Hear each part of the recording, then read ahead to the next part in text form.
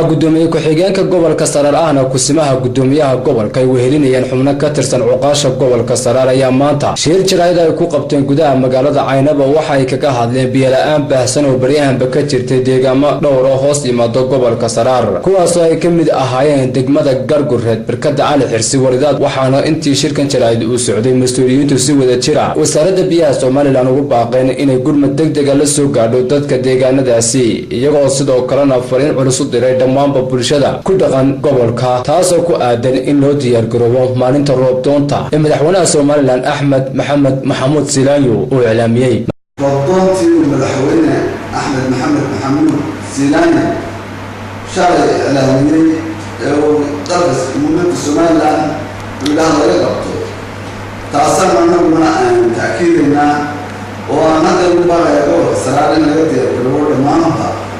لا تقول إلى الدنيا إلى قوم لا تقولوا صدق ذا ربنا توبه إن شاء الله لا يقولوا وعن كلام بعض مجرين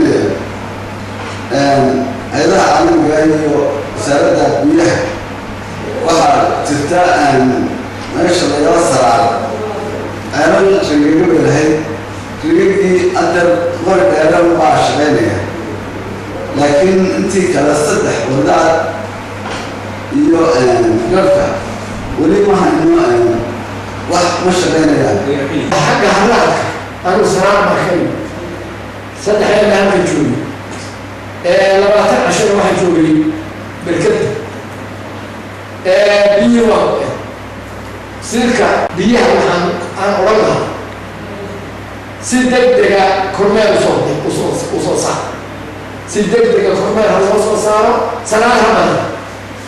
بالكذا والله من وضع كان كذا من البيع. أصلح سلبها سيد